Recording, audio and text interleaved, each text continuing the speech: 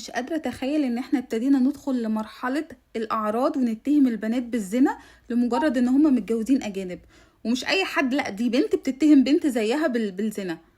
ده غير ان اسلوبك اسلوب ردح وشوارع ويختي وضحكتي على ربنا. حاشا لله لما تيجي تتكلمي عن ربنا وتحطيه في جملة، تحطيه في جملة مهذبة. ايه ضحكتي على ربنا ده؟ استغفري ربنا. رقم 2، مش جاي في بالك انه ممكن يكون مسلم من قبل ما يعرفني؟ ممكن يكون مولود مسلم، ممكن يكون اهله مسلمين. ولا هو الاسلام عندك انتي في دماغك انتي للعرب بس؟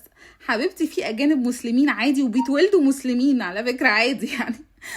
يعني دماغك واضح ان هي محدودة جدا. واضح ان انتي مش مثقفة ولا بتقري ولا تعرفي انه ممكن يكون حد اجنبي مسلم اصلا لوحده، بعيدا عن ان هو عرف عربية ولا اتجوز عربية ولا لا. ممكن يكون كده.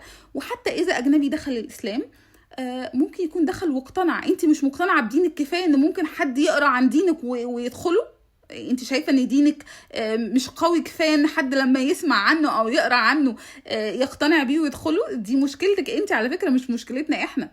تاني حاجة، بتدخلي تقذفي ودخلتي في شرفي واتهمتيني بالزنا وانتي ما تعرفيش عني حاجة. كان ممكن تدخلي وتتأكدي وتعرفي اذا هو اصلا مسلم ولا لا.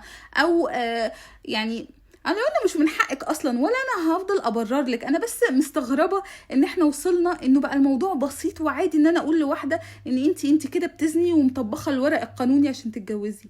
سهل قوي عليكي كده، ما تعرفيش عقوبة اللي انتي بتقوليه ده في الاسلام.